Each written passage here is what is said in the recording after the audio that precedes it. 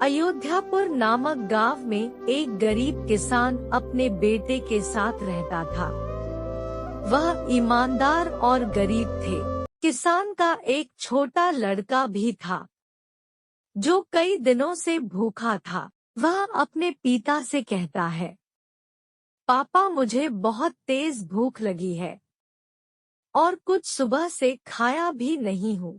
तब उसके पिता बोलते हैं, बेटा मैं भी भूखा हूँ, मुझे भी भूख लगी है, लेकिन हमारे पास कुछ खाने को नहीं है।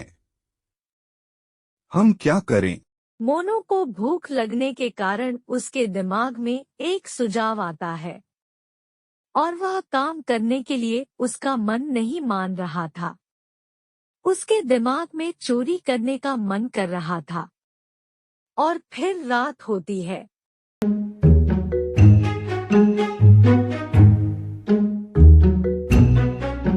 रात को दोनों अपने अपने कमरे में सो जाते हैं और फिर जब मोनू के पिता सो जाते हैं, तब मोनू की आंखें खोलकर उठ जाता है। मोनू वहां से उठकर अपने कमरे से अपने पापा के कमरे में जाता है और वह देखता है कि उसके पापा सो गए रहते हैं। यह देखकर मोनू वहां से चले जाता है।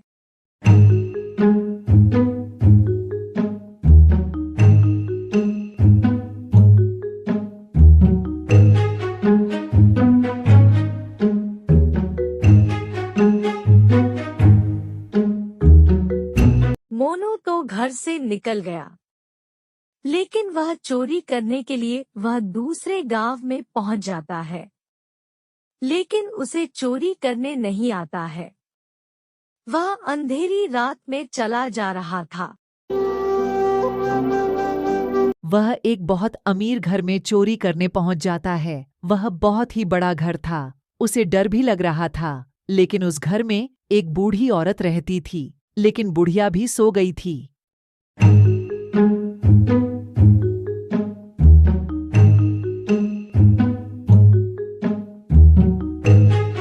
मोनू घर में बहुत समय से घुसा था और उसे कुछ भी नहीं मिला, लेकिन तभी भी वह इधर उधर देखता।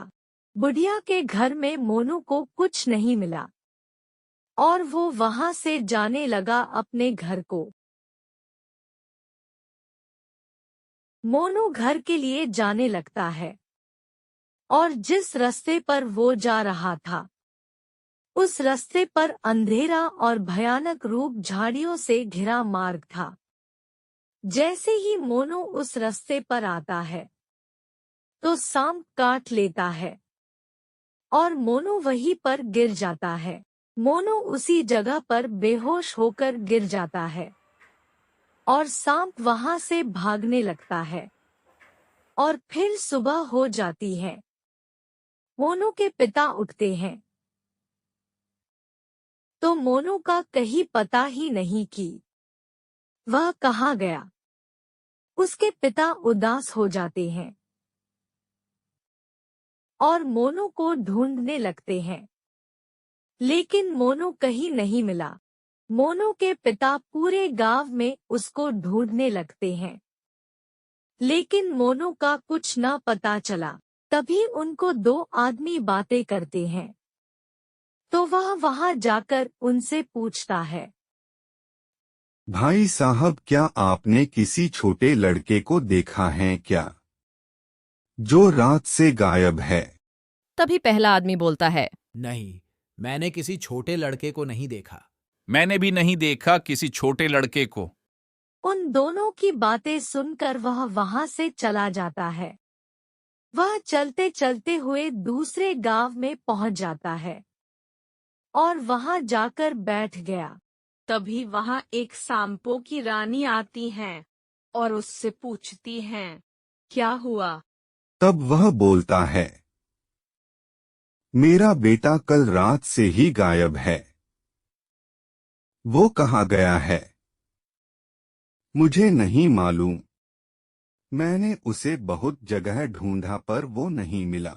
तब नागिन रानी अपने शक्ति से पता लगाती है कि उसका बेटा कहाँ है और वो पता लगा लेती है और फिर मोनू के पिता को अपने साथ लेकर जाने लगती है जहाँ उसका बेटा बेहोश पड़ा था और दोनों पहुंच जाते हैं जहाँ पर मोनू गिरा पड़ा होता है और जादुई नागिन अपने शक्ति से मोनू को जिंदा वापस ला देती है।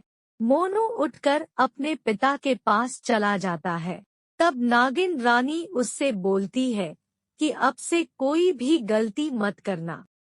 यह बोलकर नागिन रानी वहां से चली जाती है और फिर मोनू के पिता और मोनू वापस घर चले जाते हैं।